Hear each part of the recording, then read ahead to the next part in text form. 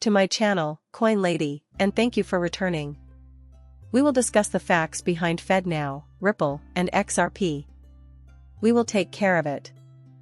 In December of 2021, I wrote this piece in which I mentioned that Volante Tech, which is also using the Ripple processor module to simplify the integration of the real-time settlement of global funds, is being trialed with the Fednow service. Are you implying that the Federal Reserve isn't already using Ripple and Xrp? If so, I can inform you that the Fednow service might be exposed to Ripple through a third-party program called Volante Tech Integration. You may use it in the same way that you can use Hedera with DropCC through Fed.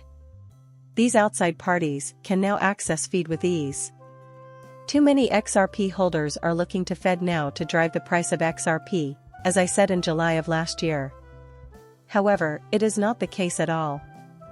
In order to make room for this revolutionary technology, the Federal Reserve has recently released a key that will allow the next generation of financial and payment systems to become a reality. Not because it will boost Xrp, but because it paves the way for Ripple solutions that harness Xrp's potential to be integrated into the financial system, and that's why Fednow is significant. Put aside your preoccupation with cost. Keep innovation, adoption, and change in mind. The global rollout of these new payment rails is now underway, and that's a good thing, because they're the first to be introduced in 40 years.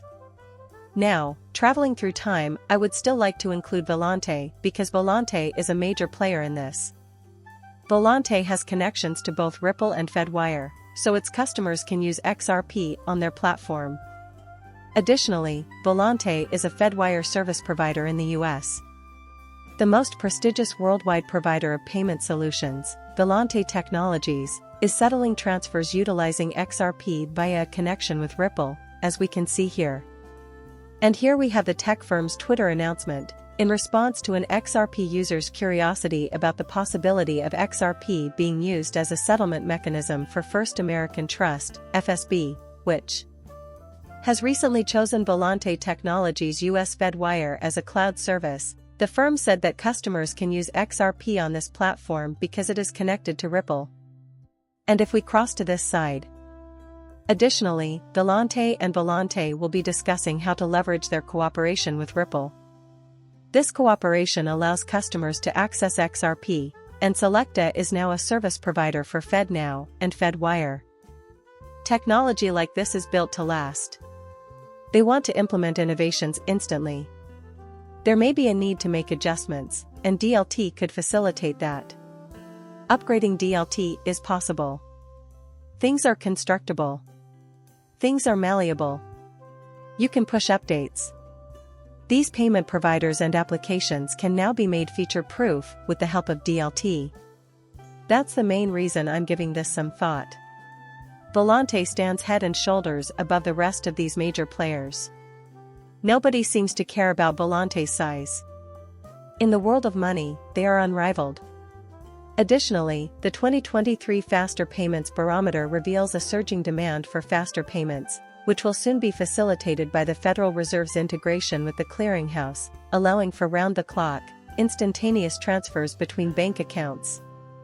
When it comes to payments modernization, interoperability is certainly a top priority for financial institutions. Deepak Gupta, Volante's head of payments as a service, has given us this information.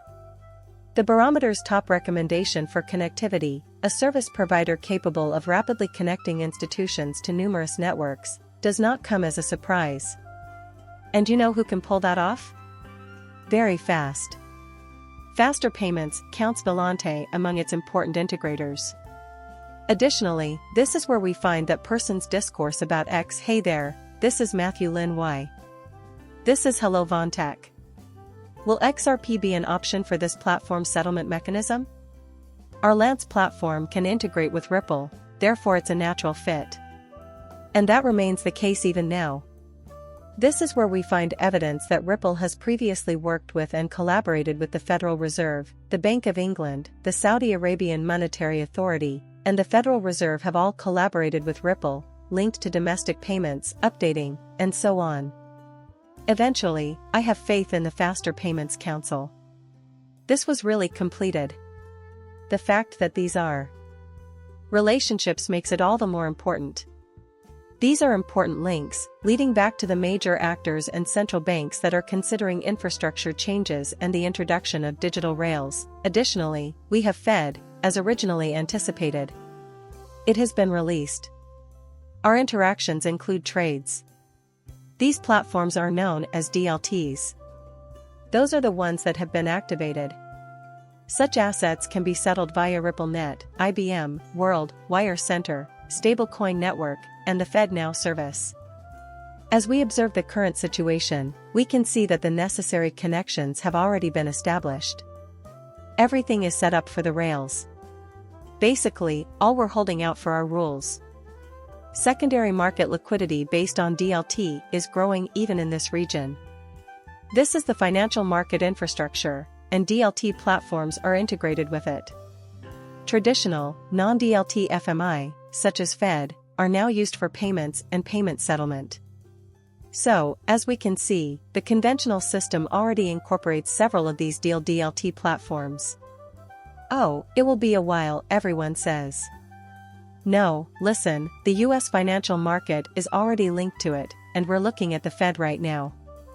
With the current plan in place, it's already connected through Volante, these major stakeholders, and a DLT dimension. It appears the Federal Reserve is planning to implement a consortium decentralized ledger system. Under this plan, banks on the Fed's network will become permissioned nodes that can record transactions in a ledger under the supervision of a centralized board.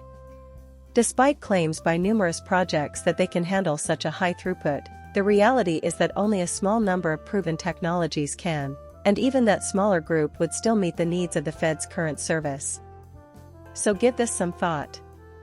Just how many projects are feasible in light of the current demand? Credibility is key for Ripple, RippleNet, or Ripple Payments to manage that kind of demand. Blockchain applications as well.